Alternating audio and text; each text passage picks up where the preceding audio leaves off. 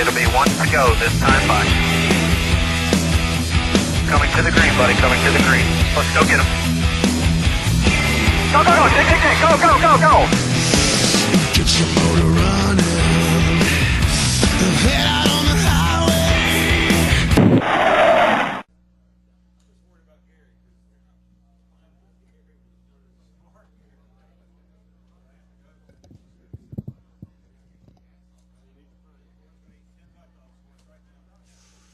Eating contest. Yeah. Okay, if I can get everyone's attention, please, and get plugged up and ready to roll here. We've got Jeff Gordon coming in right now. We appreciate Jeff stopping by the Infield Media Center. The nice, new, beautiful Martinsville Media Center. Thank you. Impressive. Thank you, Mike Smith. I hope you heard that. Clay Campbell in the back. Jeff is currently 8th in points. Certainly at Martinsville, he's been stout. Amongst active drivers, 7 wins. That leads everybody. 19 top 5s, 25 top 10s, 7 poles. Jeff, you're coming to a racetrack you've been very, very strong at. Your thoughts? I'm excited. You know, we've been anxious to get here for a long time. Had I feel like the car to beat the last time we were here and came up a little short. You know, I think this is a very exciting weekend for us. Built a brand new car, and we realized that we haven't won yet this year. 5 races to go. You know, we look at here in Atlanta, and you know, Phoenix can be hit or miss for us. Homestead, we've been good, but not good enough, and then Texas has been very challenging. So obviously Martinsville is pretty high on our list of priorities, and also the excitement level for us coming in here is definitely high, and trying not to put too much pressure on ourselves, but you know, I do think this is a track that we can do very well at. Questions now for Jeff Gordon. If you have them, raise your hand. We'll start right here. We'll go with Ed Hinton, Nate Ryan, and Aaron on the front row here. Ed in the yellow shirt, Nate, and then Aaron.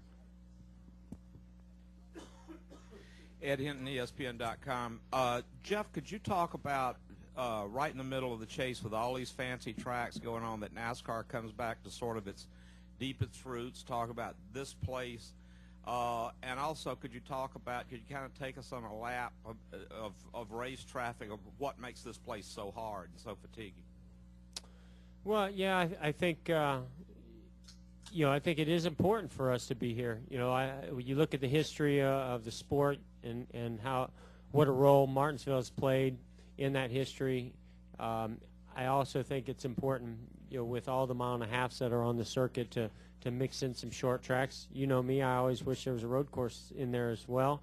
You know, we've got a big super speedway, plenty of mile-and-a-halfs, and a 1 mile, a half mile, and why not a road course too. But you know, I think that this track comes at a very exciting time in the chase, where you know, we talk about Talladega and the big one, and I think you also talk about Martinsville and the traffic and, you know, the tight space that there is to race on here.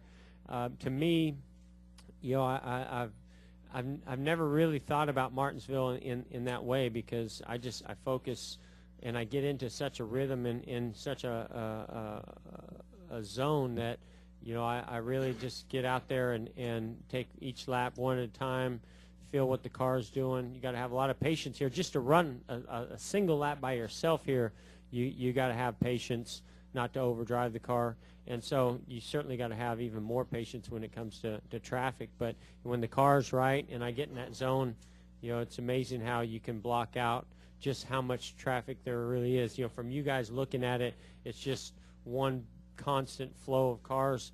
For me, it's that car ahead of me and maybe thinking out 2 or 3, you know, that are ahead of him, and that's it. I don't think of there being 40 cars out there.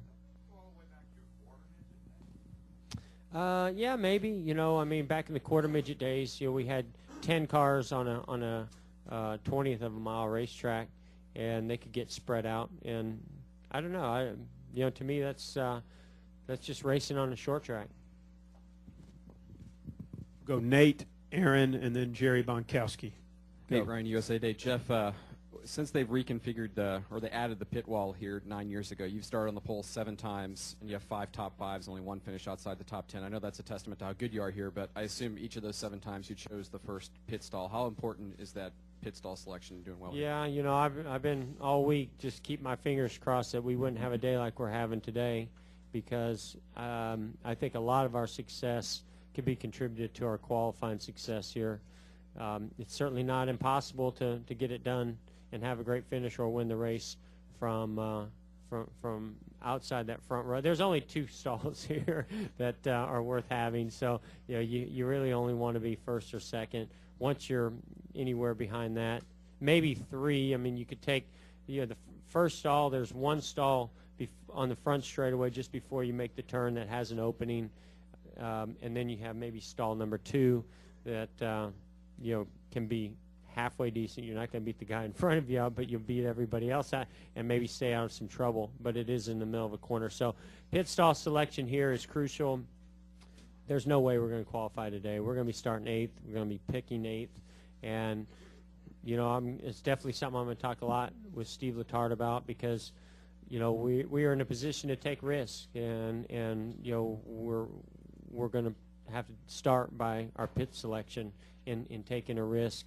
And you just kind of go a couple different ways. You take a risk by knowing that you're going to maybe be over here in the corner and it's going to be hard to get in and out of, but you might stay out of trouble from the rest of pit road, but you're going to have a hard time beating those guys out that are ahead of you. Or you pick somewhere completely random, you know, where you maybe hope that if your car's good enough and you're up front, that those guys either come after you've gone or they're a lap down and don't come at all, except for on quickie yellows. And so those are something that we're going to be talking about. Okay, we'll go Aaron, Jerry, Claire. Aaron right here on the front row. Aaron McFarling with the Roanoke Times. Jeff, you could argue Jimmy Johnson over the last couple of years has been one of the premier clutch athletes in all sports. As a teammate, a friend, do you notice anything about his personality, his preparation, that makes him such a formidable guy in the clutch?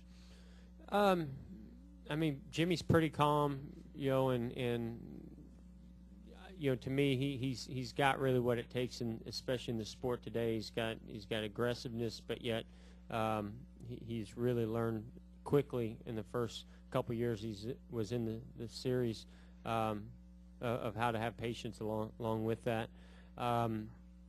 You know, he's a sharp guy on and off the racetrack, so I think that certainly plays a part in as well. But yeah, you know, to me, Jimmy's been extremely impressive, and the whole team. You know, you can't do it on your own, and that whole team has been extremely impressive to me. That when it really counts most, when it's all on the line and it's for the championship, those guys, not only do they step it up, but they also come through in the clutch when they need it most. You know, they certainly have over the last couple of years with those championships, and they certainly have so far this season as well. So, you know, I'm going to be anxious and curious to see how that all unfolds, you know, as we go forward, just like you guys are.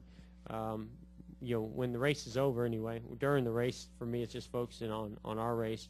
But, you know, when we hired Jimmy, I think that one of the things that we were impressed with is the fact that he was in the top 10 in points in the Busch now Nationwide Series, with you know, really a team that really wasn't quite up to the standards or the level that the other teams that he was around, you know, were. And so I feel like, you know, not only was he an impressive driver, but he was very consistent, knew how to bring the equipment home in one piece and get the most out of it, you know, throughout the race.